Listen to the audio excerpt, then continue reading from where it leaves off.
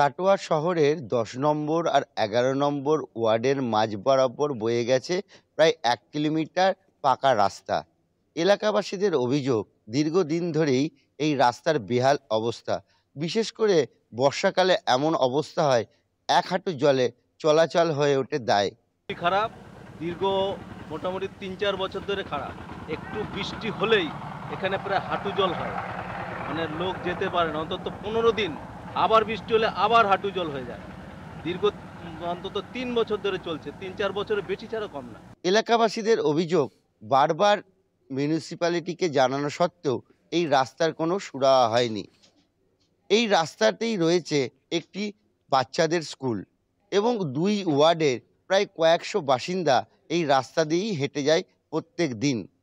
বারবার প্রশাসনকে জানিয়েও রাস্তার এই বেহাল দশায় চিন্তিত এলাকাবাসী। তা হোক এবং যেন আর জল না জমে থাকে। এই জায়গাটা বৃষ্টি হলে মানে জঘন্য, বলার কোনো রাস্তা নেই। এতটা জল জমে থাকে।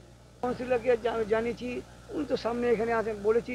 রবিদা এসেছিলেন আমাদের এমএলএ, ওনাকেও বলা হয়েছে। তা প্রশাসনকে জানিয়েও কোনো কাজ হচ্ছে না? বলছে এখন ফান্ডের অসুবিধা আছে, যখন তাকে ফান্ডে টাকা আসবে তখন অবশ্যই করবে।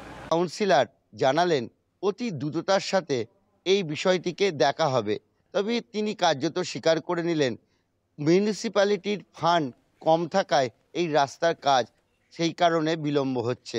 সাধারণ মানুষও দেখতে পাচ্ছে, আমিও দেখতে পাচ্ছি। তা আমরা চেয়ারম্যানকে বলেছি যতটা করা যায় সে চেষ্টা করব।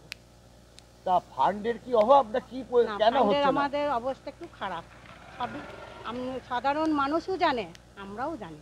আমার শহর কাটোয়া থেকে ক্যামেরায় অর্পণের সঙ্গে চন্দন সেনগুপ্ত, কলকাতা টিভি।